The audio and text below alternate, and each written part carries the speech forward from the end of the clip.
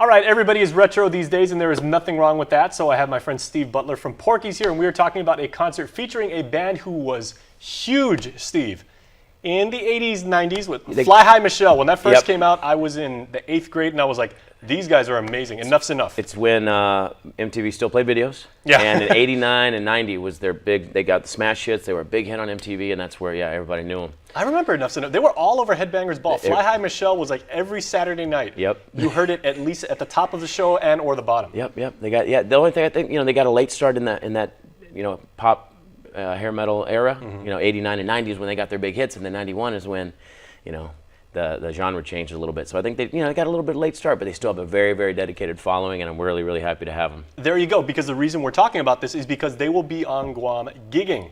They're coming next week. And they're going to be at your joint, which is amazing.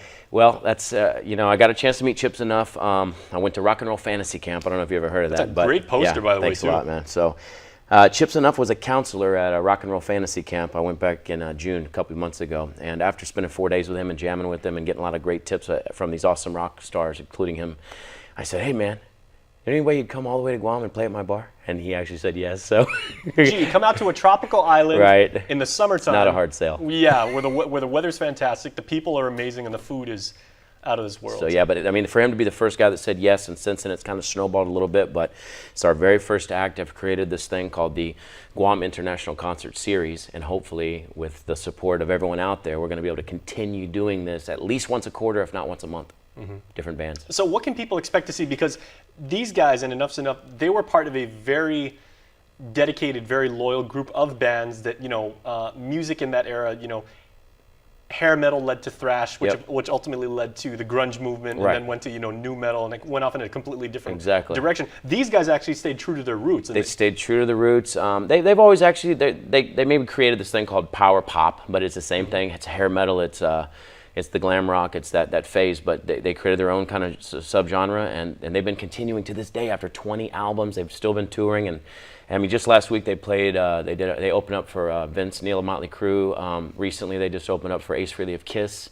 They're going, after they come here, they're going straight to this big concert in Chicago called Farmland Chicago, or Farm Rock Chicagoland. So there's like 14 bands on this big stage. So they're still a very relevant band. It's an achievement in and of itself that Ace is still gigging after all this time. I'm glad to see that all these great rock and roll bands are still, And there's so much interest, not just those of us who grew up with it, but from a new generation. And they're like, hey, my parents were maybe playing this, or this is good music. Absolutely. It's back. I like the Backstreet Boys. No, I don't. But you know what I mean. It changed in the late 90s and early 2000s. These guys were really the true pioneers, and this is back when I say when music was still great, and they were all writing, they were all playing, they were all producing, and probably the fun thing for fans like us and new fans who will discover this music for the first time is when they hang out at your bar, they'll be able to take pictures with these guys, get to know them and everything, talk to their philosophies. That's really what I really wanted to do. I wanted it to be a private, intimate show at a fair price. So yes, if you come to the Porky show, you're going to get a chance to, you're going to get a photo op with the band, see a private, intimate show.